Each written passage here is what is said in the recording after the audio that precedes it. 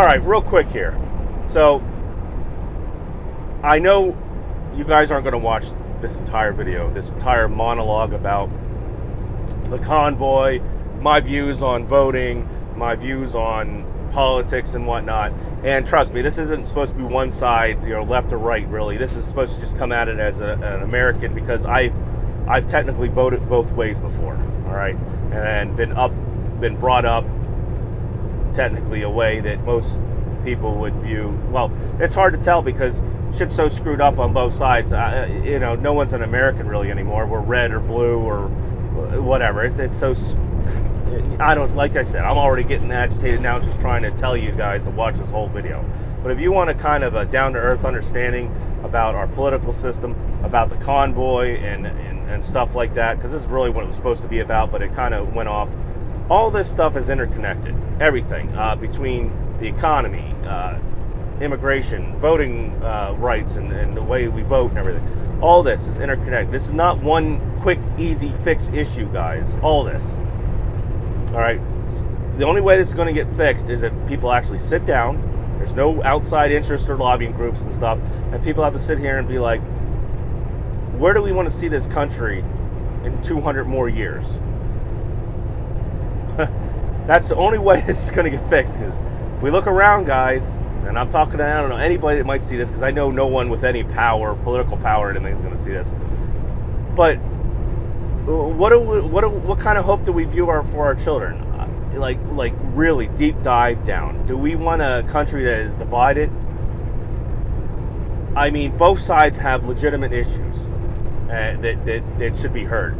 And this country was not formed for one issue people, okay? It was formed for a group of people to be free and work together to ensure that in 200 years, this country's still here and still prosperous. Prosperable. I don't know. I can't really think of the word whatever.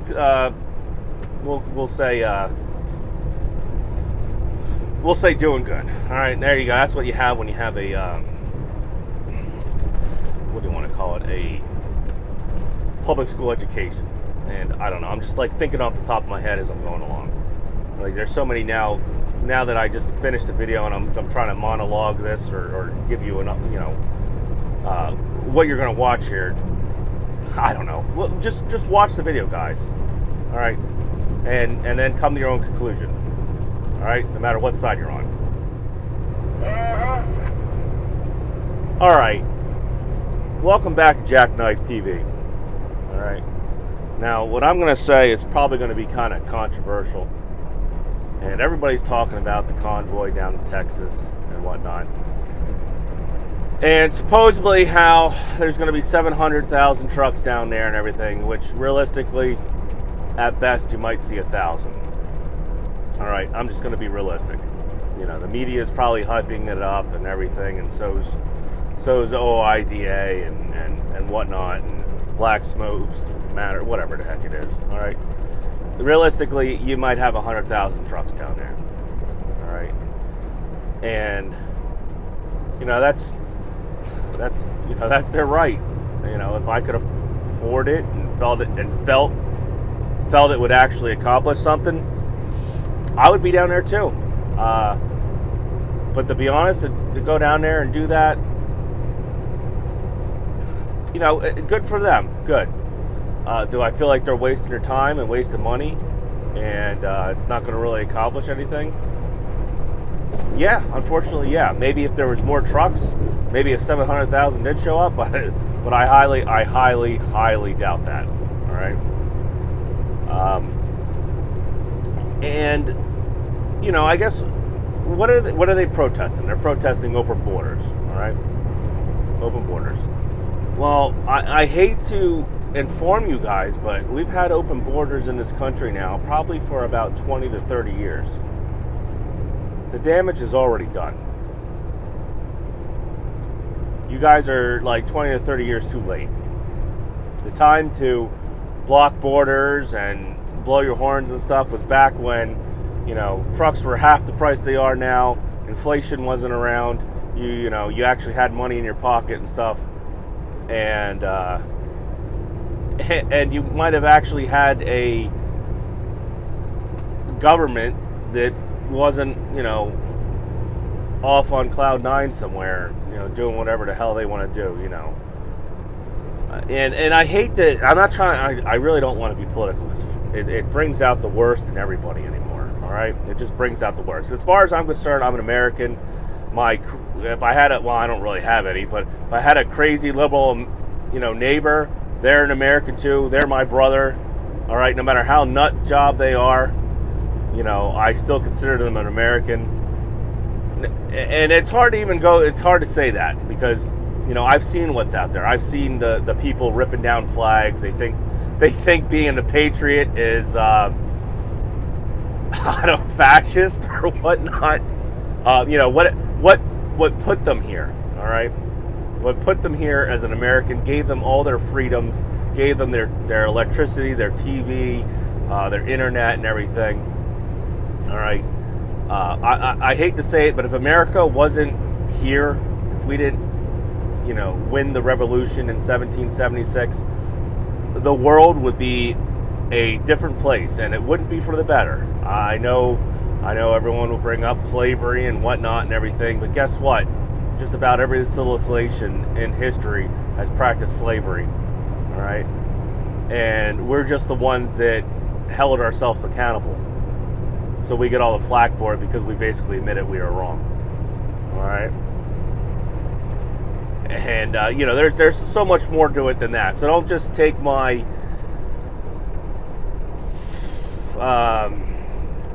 what do you want to call it?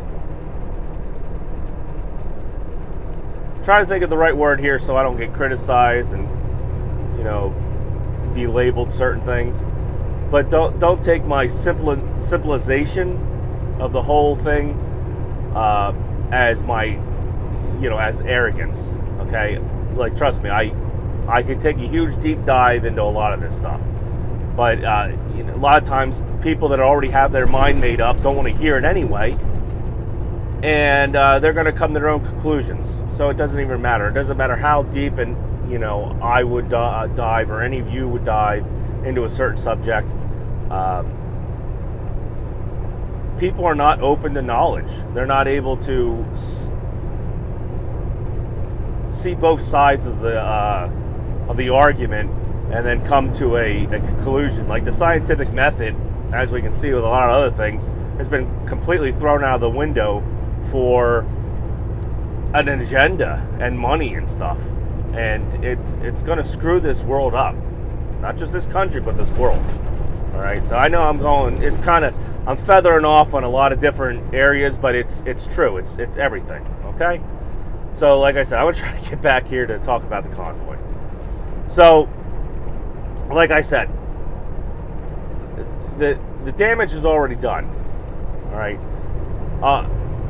I don't know if we think we're going to deport all these people, and I don't mean that in a derogatory sense. I mean, well, they're people. They're human beings. They're people, okay?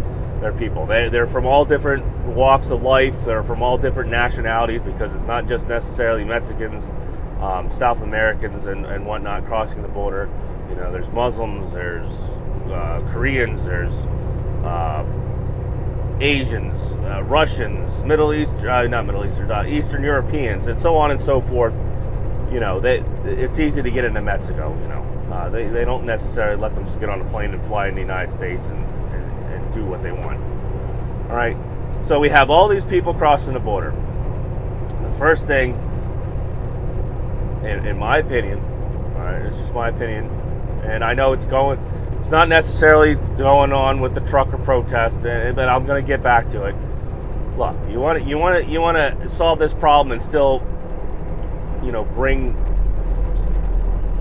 refugees and supposed refugees and whatnot into the country. All these detention centers that we have all over the country. First of all, sell them, make them private, turn them into jails or whatnot or whatever else. Build these detention centers and whatnot, either at the border or even to be honest, on the Mexican side of the border. We have an embassy down there. We have military installations and stuff. Mexico is technically our ally and friend. I don't see what would be the problem with building these detention centers right at the ports of entry on the Mexican side. All right? So they come in, they get processed, they have somewhere to stay in Mexico. All right? And they might even help the Mexican economy. You know, Ford and whatnot and them can continue to have cheap labor down there. They can build their factories right there next to the detention center if they want. I mean, it's a shame. It is what it is, guys. I don't think, unless things change, we're not going to get manufacturing back to the United States. And I think we already destroyed the fabric of like the American blue collar worker and whatnot. There's just not that many out there, and we continue to, you know, like I said, this isn't just one single problem. Everyone focuses on one single problem. You have to look at this with a broad brush. Everything is connected in one way or another. There's a yin and a yang and a how can I put it?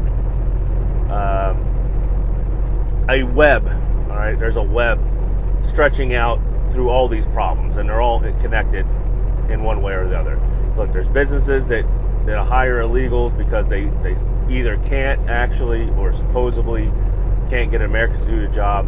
And if you want to see the American worker, all right, you really want to see how the most lower end American workers work, just simply go into inner cities or large suburbs and just sit there and watch a Walmart employee. Now, I'm not going to say all of them, all right. I hate how everyone just automatically jumps to conclusions and stuff. But just watch. Just see what they do. And, you know, I don't blame them, technically. You know, there's some shady crap going on with employment practices and stuff. Like, you go back 20, 30, 40 years ago, and when you worked for a company, sure, they might have still viewed you as a worker or whatnot, but at least there was some kind of like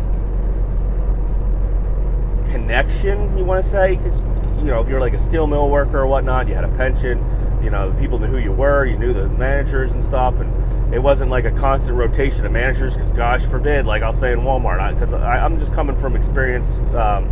My ex-wife used to be a manager at Walmart and stuff, and now my father, he's retired, but he wants something to do, so he works at Walmart. So I'm coming from this, because Walmart is like one of the largest employers, unfortunately, in the United States, okay?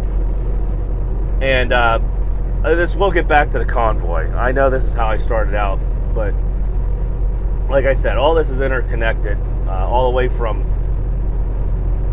you know, how we brought up the blue-collared class, and, you know, the different arguments on both sides.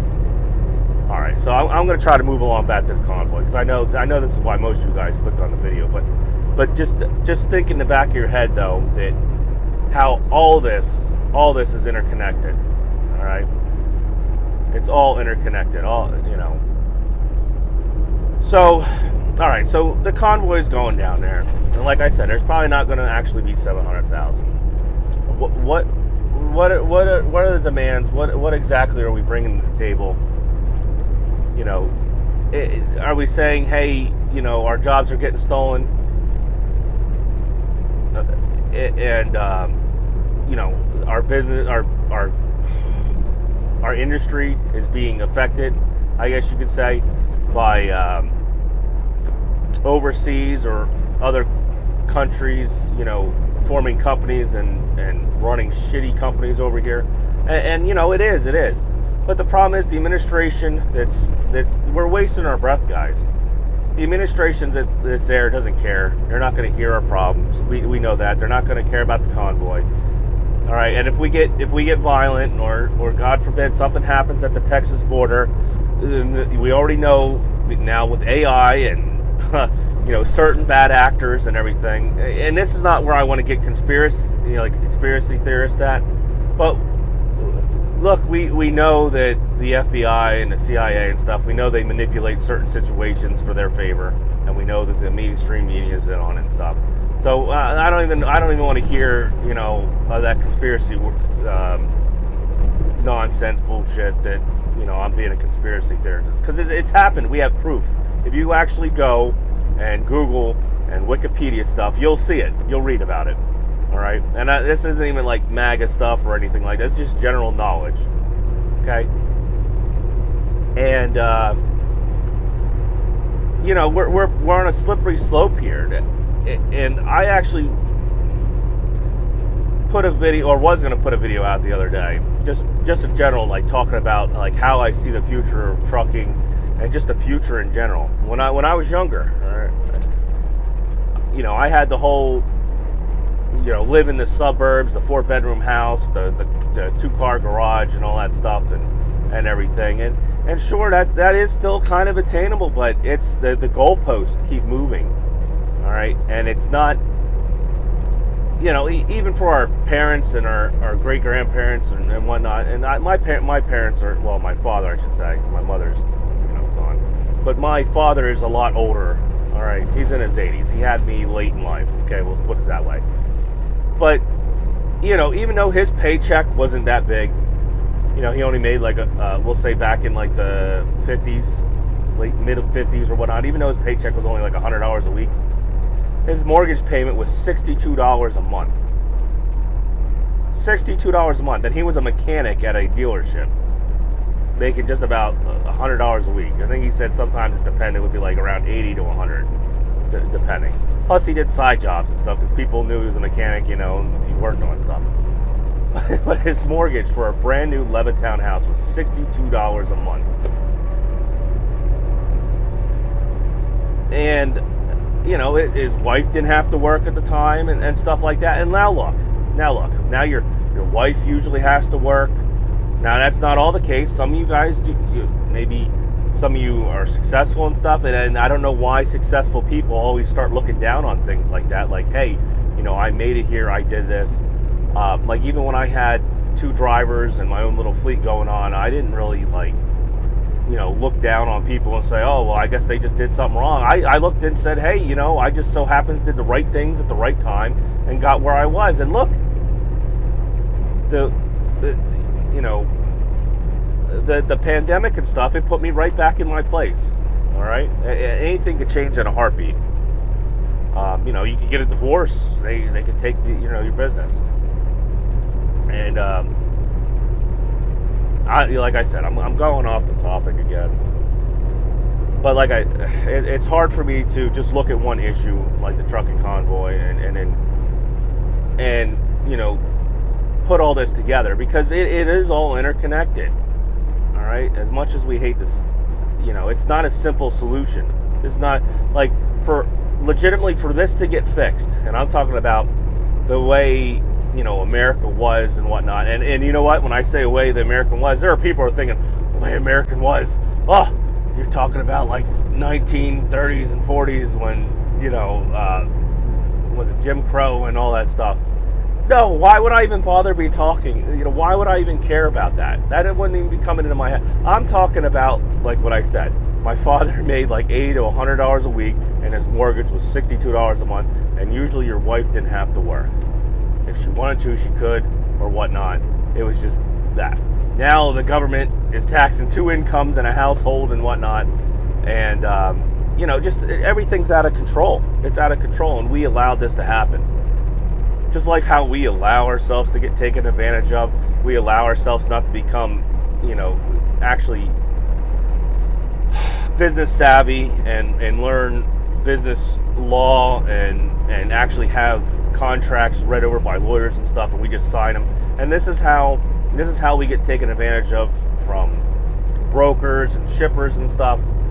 And we look at their companies and we look how they work, and we ask yourselves, would they sign the same rate confirmation? Would they sign the same carrier packet? No, but you guys are. All right, the same thing too. How many of you are out there in that convoy or whatnot, or are a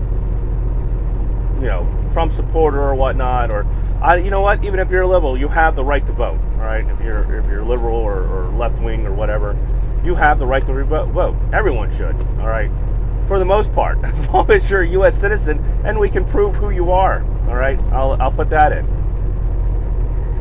Now,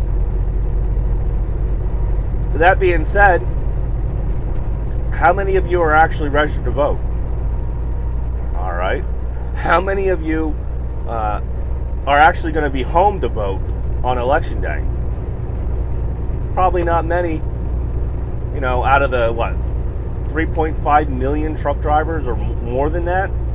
How many are of them actually going to vote? I've said this before. Nobody cares about truck drivers because they don't vote. I think that the estimate is only about 700,000 truck drivers voted out of 3.5 million. That's nothing, guys. Nothing. And then you wonder why, you know, we don't get taken seriously, why no lobbying groups will actually really lobby for us. We don't contribute money to that. We don't contribute votes. Why fight? Why fight for a group of you know, blue collar Americans for the most part? Which, you know, that's I'm using that lightly, okay? Because there's some stuff to be said about that too, if you think about it. All right. Why would any politician or like I said, lobbying group take up that cause? You know, it's just not worth it. The only way is if you guys actually get out and vote. You actually sign up for absentee ballots. There's websites and things that help you along. And yes, some of these websites are mostly, you know, left-leaning. But hey, guess what? They're the ones that know how to play the game. And yes, they probably, you know, cheat or whatnot, or you know, that's up to you to decide on that opinion. All right, because I have my own opinions.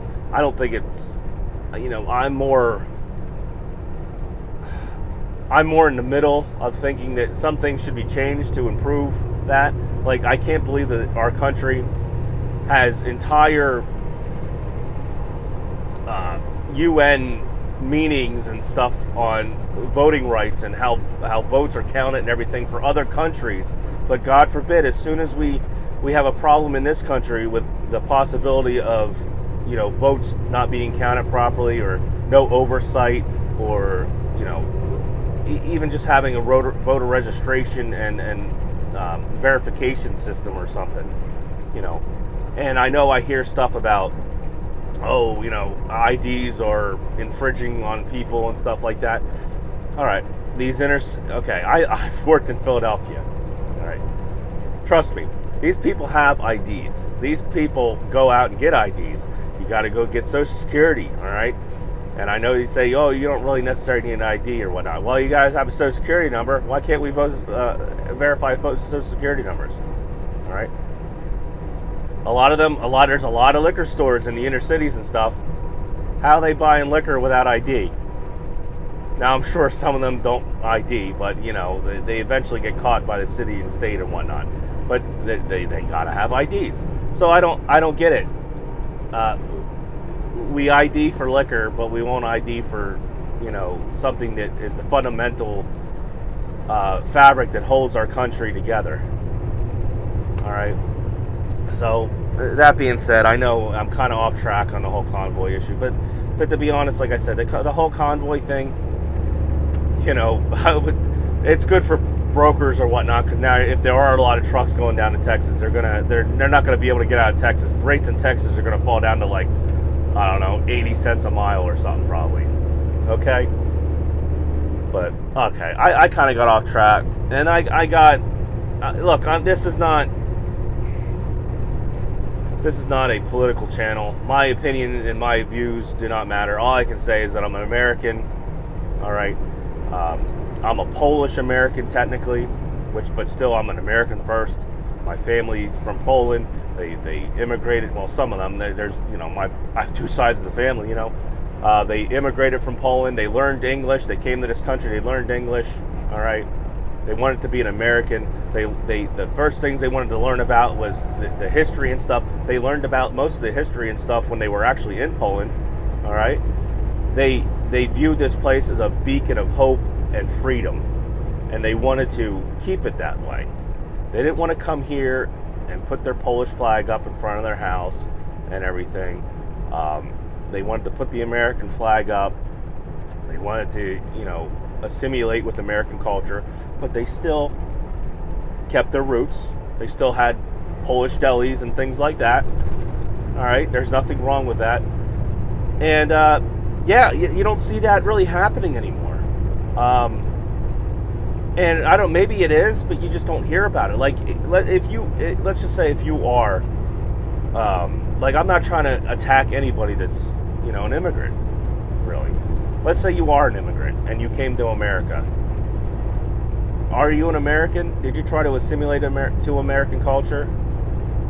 Do you still hold your culture at value? Did you try to learn at least a decent amount of English? Because I tell you what, if I ended up going to France, Germany, Russia, Mexico, I would definitely end up, it would definitely benefit me to learn that language. And I would learn it because I would feel like if I became a part of that country, I would do myself and the people around me, the actual people that lived in that country, a disservice for me not being able to speak Spanish and whatnot, or German or Russian. Now, do a lot of people speak English? Yes. You go around the world, a lot of different countries, teach English. You want to know why? Because we're an economic powerhouse, and they want to be able to communicate with people from that economic powerhouse. So I don't see what the problem is. I don't see what the problem is. Okay. But that being said, like I said, if you are an immigrant and you came to this country, put down in the comments why you're proud to be an American. Simply, it's as simple as that. Do you feel shunned or whatnot that you should learn something about America? Do you feel shunned that you have to speak English? I highly doubt it.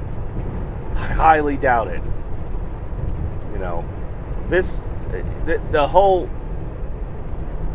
mind-numbing stupidity on how evil this country is. All right, I know, like, infrastructure and whatnot is totally ridiculous in this country.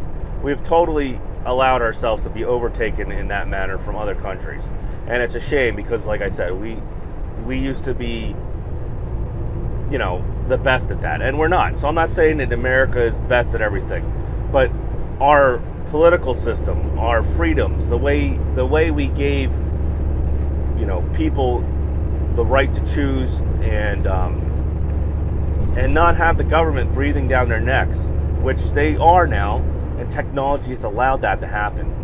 All right, and we're too busy with our beer and hot wings and rigged NFL. I don't even want to get into that to bother doing anything. So I don't know. Like I said, this is kind of got off track, and a lot of people probably view me in a bad light now. I'll put, man, I'm not even gonna put it that way. I'm not even gonna say who I voted for and whatnot years ago and stuff, and things I believed and thought were going to happen, all right? Because I'll get, either way, there's going to be somebody that has some kind of political view that's going to weigh in on their, problem with me. And all I can say is, I'm an American.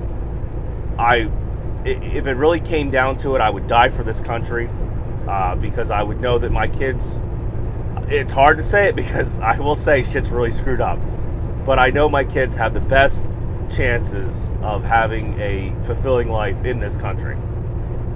Now, could they do it in Switzerland? Could they do it in other countries? Because this is what happens when you say things like that. People will pick it apart. Yeah, they probably could. And yes, there are freedoms in other countries. But when you get down to the nitty-gritty of it, look at the types of houses and stuff we can live in here if we have the money. Or if you move to an area where houses are cheaper, look what you can live in. Look what you can have. Now go over to England and whatnot and see how many people are living in those little townhouses and stuff, and see how the police talk to them and how they're treated and stuff. All right, there's a big difference. And then now that I said that, people are going to talk about our police and stuff.